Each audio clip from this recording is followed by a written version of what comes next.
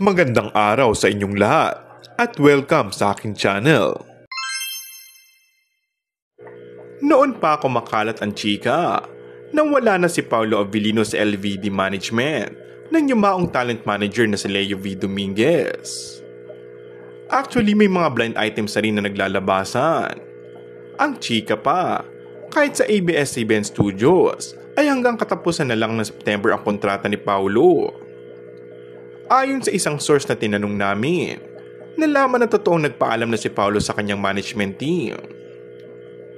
Maayos naman daw ang goodbyes nila at hindi dapat gawa ng intriga dahil matagal na rin namang walang management contract si Paulo sa LVD Management.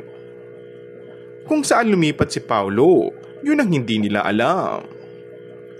Kumalat ang tungkol sa paglipat ng management team ni Paulo nang magchikang nakipag-meeting siya sa isang producer at TV network na gustong kunin muli ang kanyang serbisyo para sa isang pelikula.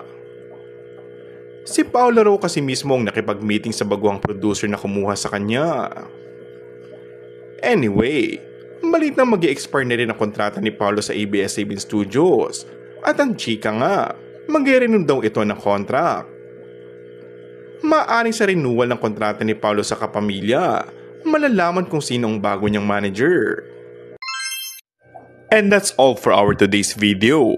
Kung bago ka lang sa aking channel ay mag-subscribe at pindutin na rin ang notification bell. Maraming salamat!